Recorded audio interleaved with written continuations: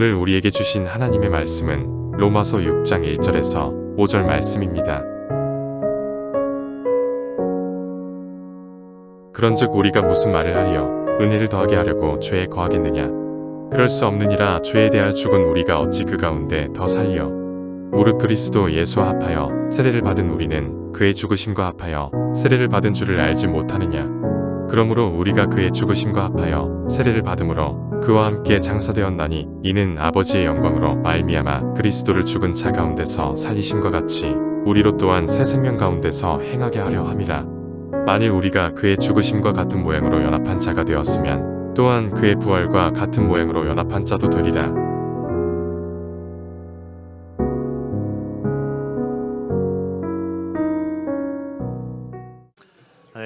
하나님께서 우리를 구원하셨다는 것은요, 단순히 지옥에 안 보내겠다는 것이 아닙니다.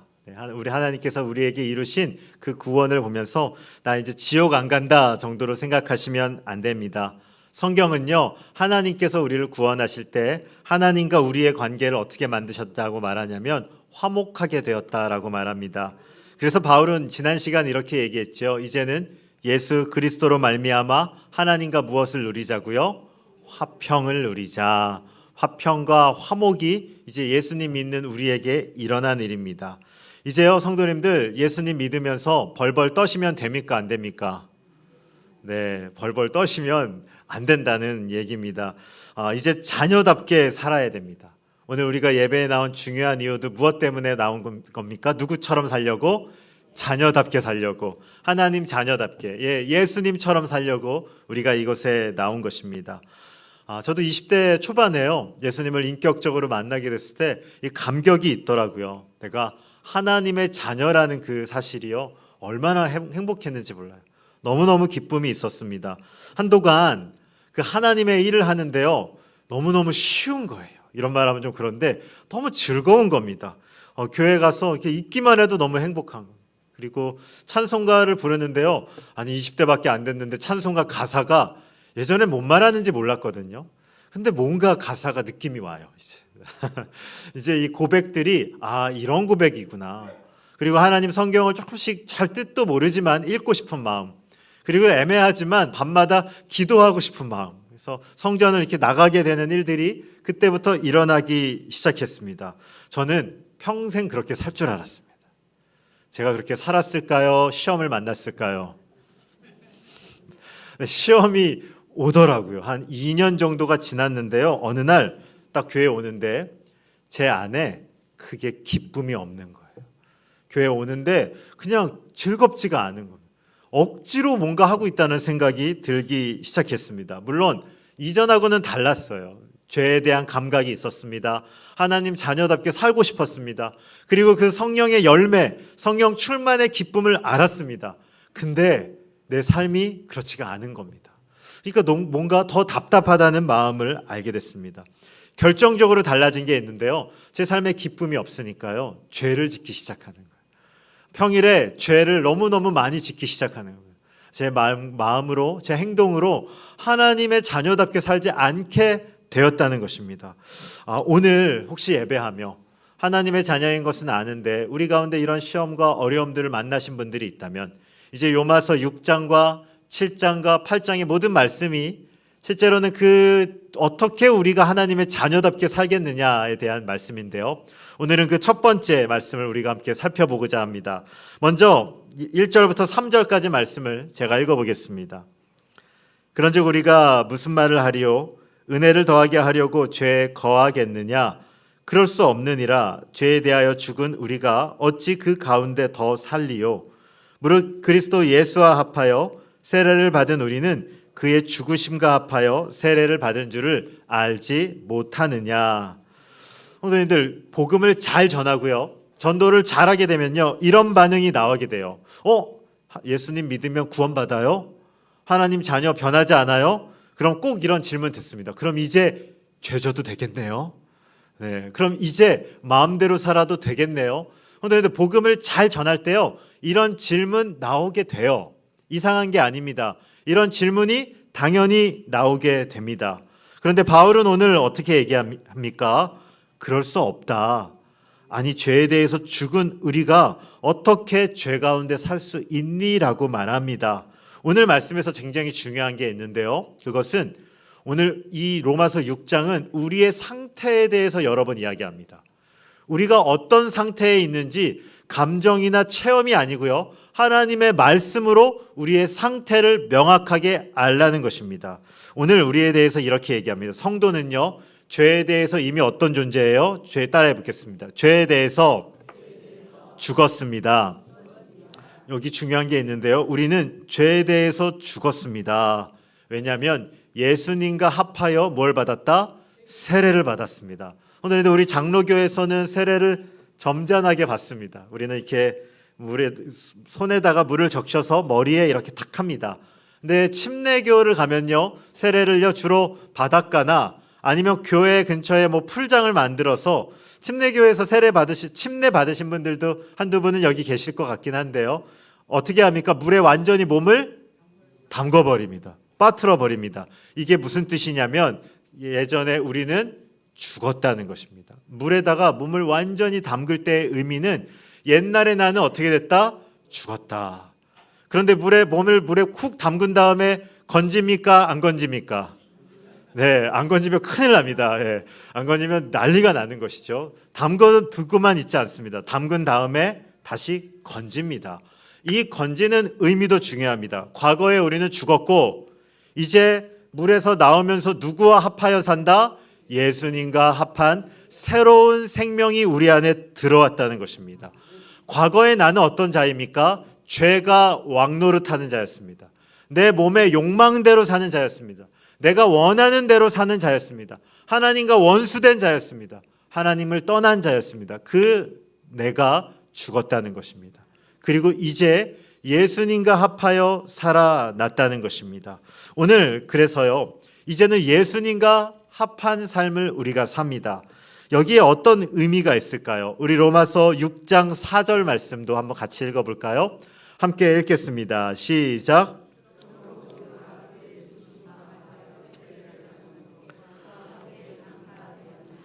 이는 아버지의 영광으로 말미암아 그리스도를 죽은 자 가운데서 살리심과 같이 우리로 또한 새 생명 가운데서 행하게 하려 함이라. 아멘.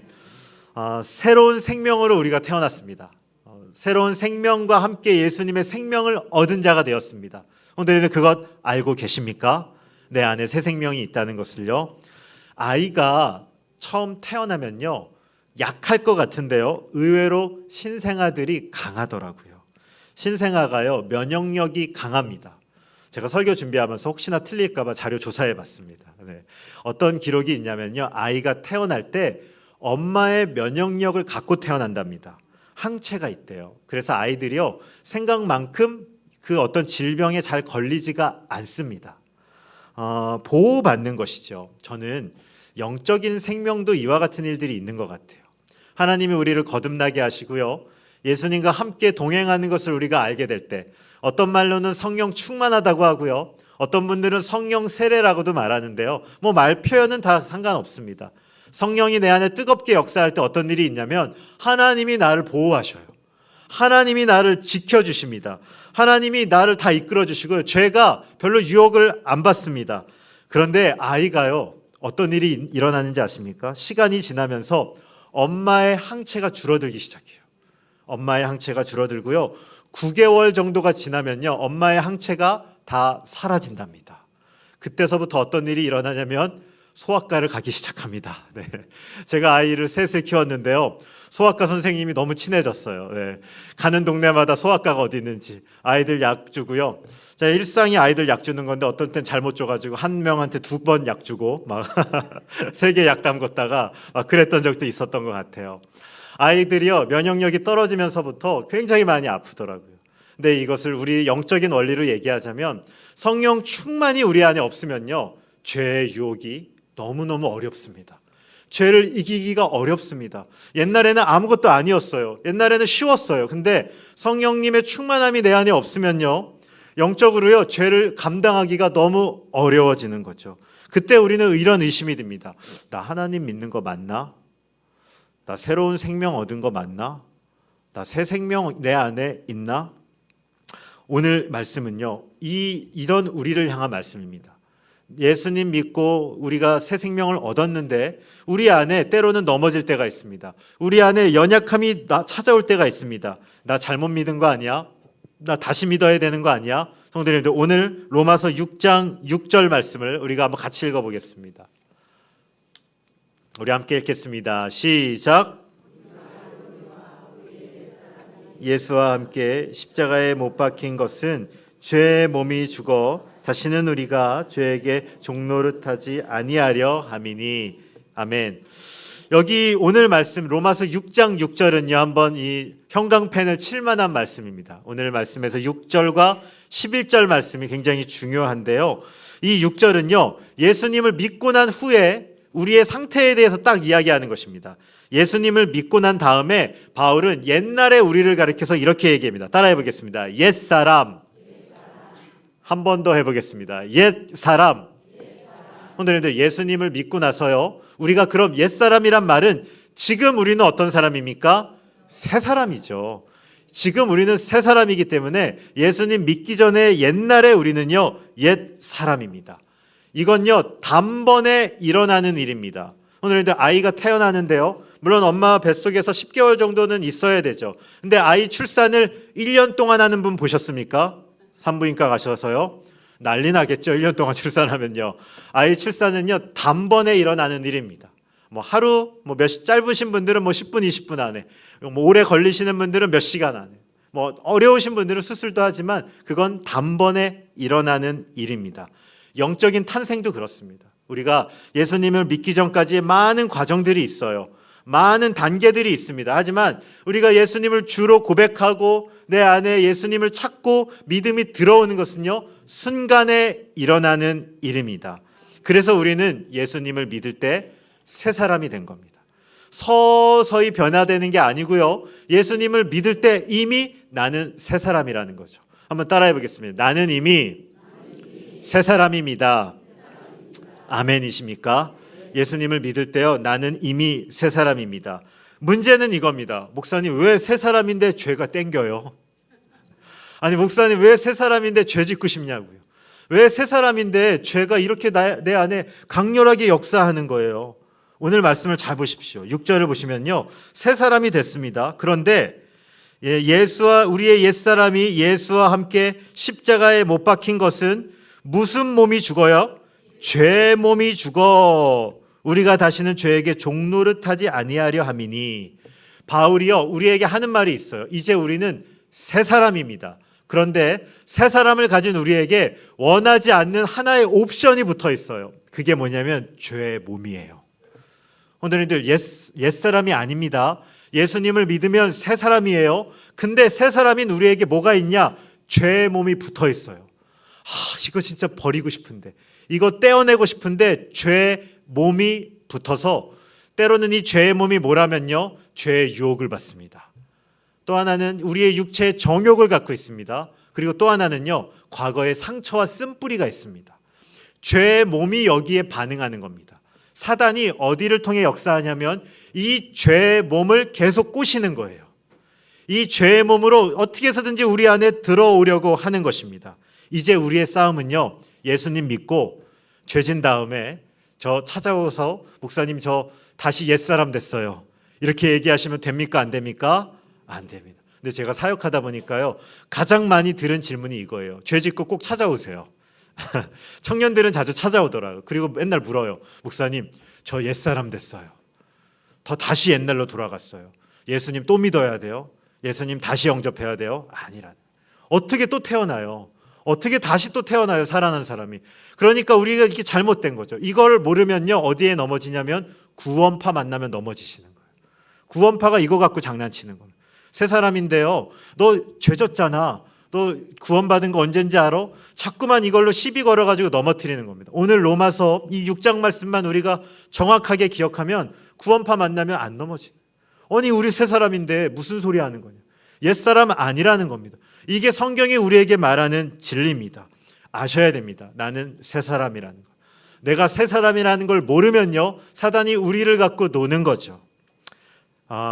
적절한 예화를 생각하다가 미국에 가장 유명한 대통령 하면 누구 생각나십니까? 링컨 대통령 생각나시죠? 이 미국 대통령 예화는 하도 많이 목사님들이 좋아해서 이 링컨 대통령이 미국에서 가장 탁월한 그 대통령 중에 한 분인데 그가 했었던 가장 탁월한 업적이 뭡니까? 노예 해방이죠. 그런데 노예 해방을 링컨이 뭘 했냐면요, 법령으로 선포를 한 겁니다. 땅 때리면서 이제부터 미국의 노예는 있습니까? 없습니까? 없습니다. 몇 월 며칠부로 모든 노예는 해방되었습니다. 이걸 선포합니다. 그런데 여기서 어떤 일이 일어났는지 아십니까? 과거에 노예였던 많은 사람들이 이걸 못 믿는 거예요. 평생 노예로 살았습니다. 태어났더니 노예예요. 심지어는 우리 부모님도 노예고 우리 아프리카에서부터 올 때부터 몇십 년 전부터 우리는 대대로 노예 집안이었어. 근데 갑자기 자유인이라는 것입니다. 이 당시에 지금처럼 인터넷이 좋았겠어요? 뭐 뉴스가 잘 퍼졌겠습니까? 그냥 누가 알려주는 거예요. 이제 노예가 해방됐대. 근데 노예들 중에 일부는 그걸 못 믿어요. 받아들이지 않는 겁니다. 그리고 또 어떤 일이 있었냐면요, 악덕 주인들이 있었어요. 악덕 주인들이 노예 해방 소식을 알려줬어요? 안 알려줬어요? 안 알려줍니다. 얘는 안 알려주면 그냥 노예처럼 살 거 아니까 안 알려주는 것입니다. 그리고 얘기해요. 너는 여전히 노예야. 그냥 저쪽 법으로 일어난 일인데 너랑은 상관없는 일이야.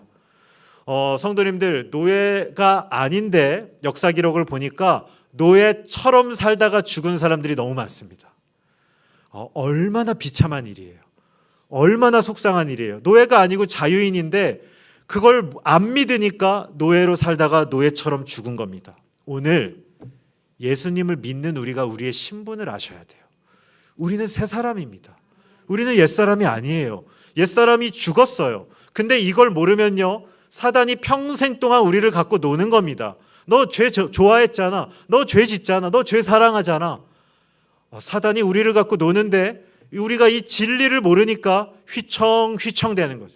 그리고 또 쓰러지고 나 새 사람 돼야 돼. 나 또 새 사람 돼야 돼. 어떻게 하면 새 사람 될 수 있지? 신앙이 안 자라는 거예요. 이 진리 위에 올라가질 않으니까 10년, 20년, 30년 신앙생활을 하는데도 신앙이 여전히 제자리에 맴도는 것입니다. 성도님들, 오늘 이 말씀은 우리 신앙생활에 있어서 결정적인 말씀이에요. 우리의 신분을 알아야 됩니다. 우리의 신분을 알아야지 그 신분 안에 우리가 자라기 시작합니다. 우리가 새 사람인 것을 알아야지 우리가 영적으로 성장하기 시작합니다. 성도님들, 우리는 죄의 종이 아닙니다. 죄는요, 우리를 갖고 놀 수 있는 권세가 없습니다. 이제부터 예수님 믿는 우리가 죄가 땡기잖아요. 그건 사단이 거짓말하는 것입니다. 사단이 장난치는 것입니다. 우리 안에 속이는 것입니다. 넘어가면 안 되는 것이죠. 어떻게 살아야 할까? 오늘 이제 6장 11절 말씀으로 한번 우리 이동해 볼까요? 우리 로마서 6장 11절 말씀 함께 읽겠습니다. 시작.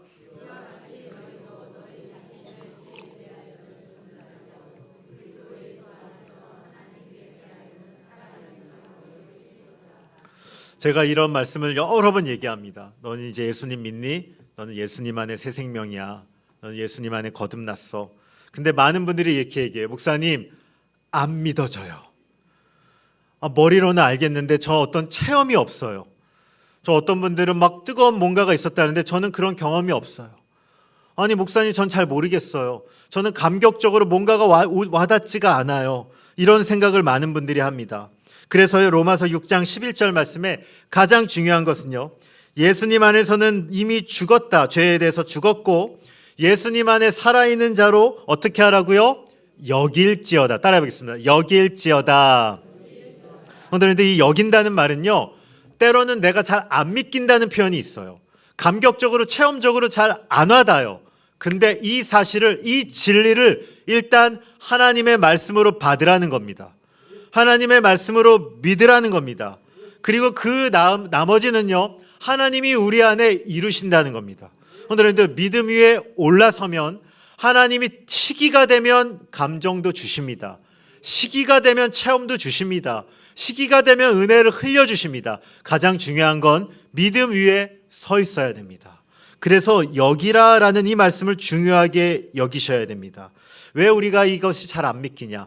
사단이 자꾸만 우리 가운데 거짓말합니다. 죄가 우리를 자꾸만 속이려고 합니다. 사단의 가장 큰 공격 방법은 거짓말입니다. 너 죄 사랑하잖아. 너 죄에 무너졌었잖아. 너 예전에 이거 즐기던 너 아직도 안 변했어. 이게 사단의 최고의 전략입니다. 거짓말이에요. 우리의 신분을 속이는 것입니다. 오늘도 그럴 때 우리가 죄가 우리를 다스리는 거죠. 12절 말씀 이것도 한번 같이 읽어볼까요? 함께 읽겠습니다. 시작. 그러므로 너희는 죄가 너희 죽을 몸을 지배하지 못하게 하여 몸의 사욕에 순종하지 말고. 오늘도 음란이라는 생각이 내 안에 찾아오면요, 그 음란이 나를 통치해 버립니다. 그때 우리는 음란의 노예입니다. 내가 이상한 행동을 행하는 거예요. 음란이 나를 통치하면요, 내가 원하지 않는 행동을 합니다. 음란이 나를 갖고 노는 겁니다. 오늘 이 시대는요, 예전에는 담배 피는 게 좀 쉬웠던 시대 같아요. 제가 어렸을 때는 당당하게 막 버스에서도 담배 폈던 기억이 나는데, 근데 요즘에는요, 담배 피는 분들 괄수 받습니다. 가끔 제가 새벽이나 이럴 때 아파트에 들어갈 때 그 잠옷 차림에 그 겨울에 롱패딩을 입고 나와서 담배 피는 분들이 계셔요. 집에서 구박받으니까 담배 피는 거겠죠, 나와서. 근데 그분들을 볼 때 제가 무슨 생각을 하냐면, 야, 저 담배 때문에 무슨 고생이냐. 저 담배 때문에 고생을 너무 하시는 거예요. 그래서 담배가 저분에게 즐거움을 주는 게 아니라 그때 누가 그를 다스리냐면 담배가 그를 움직이는 겁니다. 담배의 노예가 된 거예요. 담배가 그 사람을 통치하는 겁니다. 담배뿐만이겠습니까? 성도님들, 세상에 많은 정욕이 그게 우리를 이끌어가면요, 또 요새 사람들은 스마트폰이 강력한 이 우상이죠. 야, 저도 깜짝깜짝 놀랍니다. 이 주일날만 되면요, 한 주 동안 몇 시간 썼는지 통계가 나와요. 이렇게나 많이 했나? 성도님들, 혹시 하나님 말씀보다 스마트폰 보는 시간이 더 많은 분들은 반성하시기 바랍니다. 거의 다 우리 찔리죠. 하나님 말씀보다 스마트폰 많이 보면서 목사님 저 하나님 잘 못 만나요, 이런 분들은요, 만날 준비가 안 된 겁니다. 하나님 더 만나시고 싶으신 분은요, 우리 약속합시다. 스마트폰 사용 시간보다는 성경 많이 보십시오. 그렇게 1년 동안만 해보십시오. 하나님 만나주시는지 안 만나주시는지. 그리고 안 만나주시면 저한테 항의하러 오십시오.